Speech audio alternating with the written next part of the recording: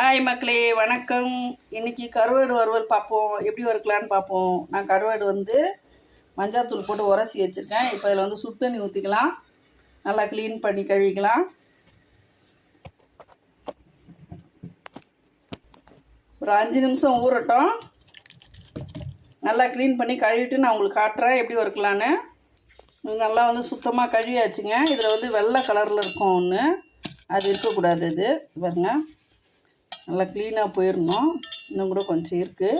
இது நல்லா சுத்தமாக கழுவிட்டு, ஏன்னா வயிற்று வலி வரும்னு சொல்லுவாங்க, அதனால் நல்லா சுத்தமாக கழுவிடணும். நல்லா கழுவிட்டேன். நான் இன்னொரு வாட்டி கழுவிடுறேன். அவ்வளோதான், கழுவியாச்சு. இப்போ இதுலேயே உப்பு, கருவாடுலேயே உப்பு இருக்கும். அதனால் உப்பு நம்ம கருவாடுக்கு எப்பவுமே போடக்கூடாது. உப்பு இல்லாத கருவாடுன்னு சொன்னாங்கன்னா மட்டும்தான் உப்பு கொஞ்சமாக போடணும்.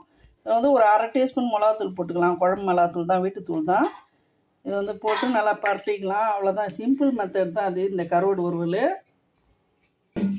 நல்லா பரட்டியாச்சுங்க. இப்போ எண்ணெய் காய வச்சுக்கலாம்.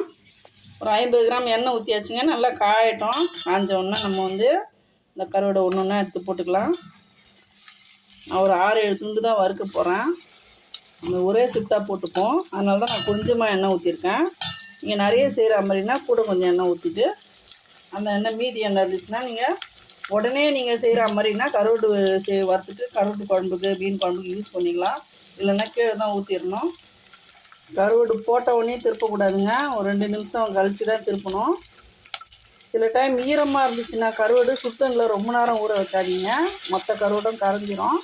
இது கொஞ்சம் காஞ்ச மாதிரி இருந்ததுனால நான் ஒரு 5 நிமிஷம் ஊற வச்சேன். ஈரமாக இருந்துச்சுன்னா 1 நிமிஷத்தில் நீங்கள் உடனே போட்டு எடுத்துருங்க. அவ்வளோதான், கருவாடு எடுக்கிற ஸ்டேஜ் வந்துடுச்சு. கருவாடு வறுந்துச்சுங்க, எடுத்துடலாம். கருவாடு வறுவல் ரெடி. வீடியோ பிடிச்சிருந்தா லைக் பண்ணுங்கள், ஷேர் பண்ணுங்கள், சப்ஸ்கிரைப் பண்ண மறக்காதீங்க. தேங்க்யூ மக்களே.